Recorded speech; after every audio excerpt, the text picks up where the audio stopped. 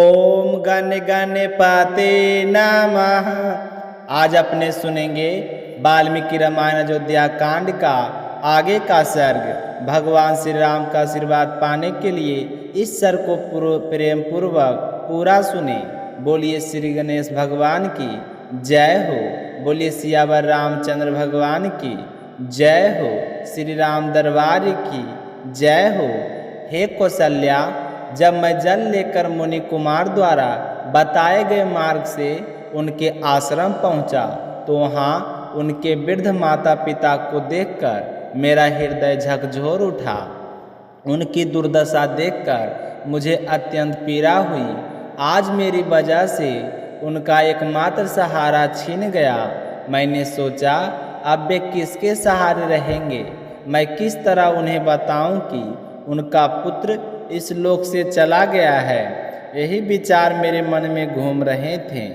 तभी मेरे कदमों की आहट सुनकर उन्होंने उदासीन स्वर में कहा, बेटा, पानी लेने में इतनी देर क्यों कर दी?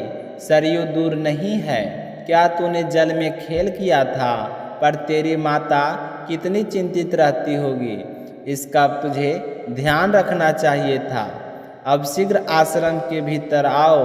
हे पुत्र, यदि तेरे कारण या तेरी किसी कीर्ति से हमने कभी तेरे मन में कष्ट दिया हो तो उसे भूल जा। तू तपस्वी है और हम तेरे बूढ़े माता पिता निर्बल, अंधे तथा आसीन हैं। हमारे नेत्र और जीवन सब तेरे ही रुके हुए हैं। वे शब्द बेपड़ी ममता और पीड़ा से बोलते रहे। मैं कुछ कह न सका।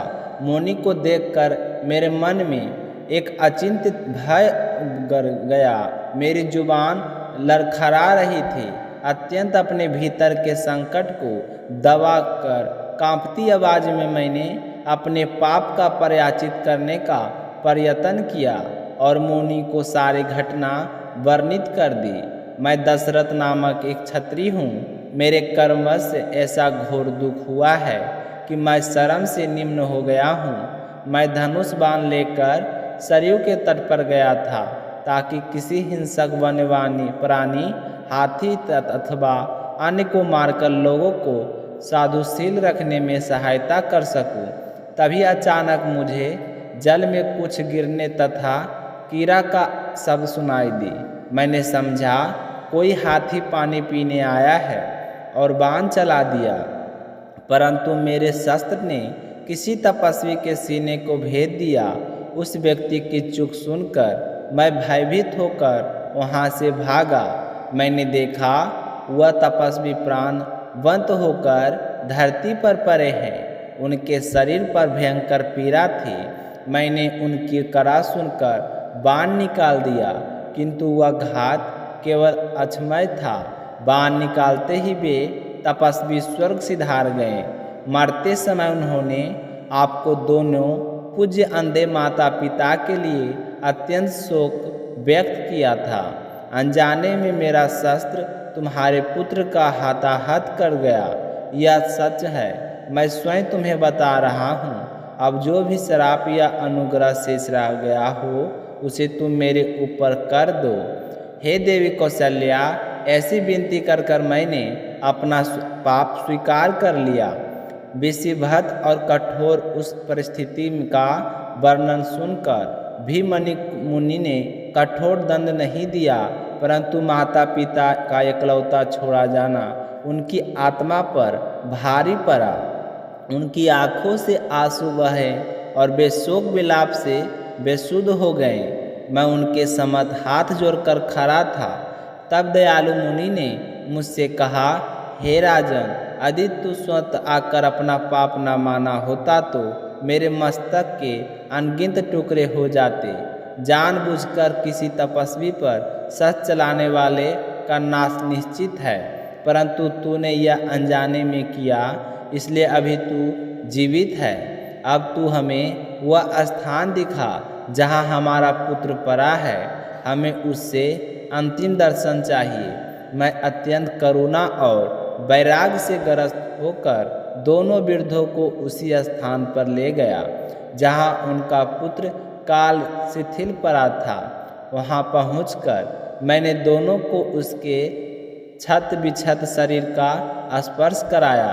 रक्त से लथपथ वस्त्र फैले हुए शरीर पर अज्ञात के चिन्ह यह दृश्य देखकर वे दोनों टूट पड़े।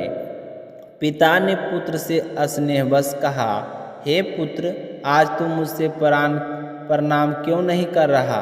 तू धरती पर क्यों सो रहा है? क्या तू हमसे कोप कर गया? मेरे प्यारे बेटा, यदि मैं तुमसे प्रिय नहीं रहा तो अपनी धर्मात्मा माता की ओर तो देख, क्यों तू उसके हृदय से नहीं मिलता? हे पुत्र, कुछ बोलो। कल रात तूने कितनी मधुर वाणी से शस्त्रों का स्वाध्याय करवाकर मेरे हृदय का आनंद बढ़ाया था। आज मैं किसके मुख से सुरीली शास्त्र वार्ता सुनूंगा? मेरा हृदय धड़क धड़क कर बैठता जा रहा है। अब कौन स्नान, यज्ञ, उपासना तथा अग्निहोत्र का पालन कर मुझे सुख पहुँचाएगा? अब कौन वृद्ध और अंधे माता पिता की सेवा करेगा? हमारे जीवन के सहारे तू ही थे, अब तू नहीं तो हम किसके भरोसे हैं? बेटे ठहर, आज ही यमलोक के पथ पर चल देना, कल हमारे साथ चलना, हम तीनों साथ चलेंगे। हमारे बिना यह घर कैसे रहेगा?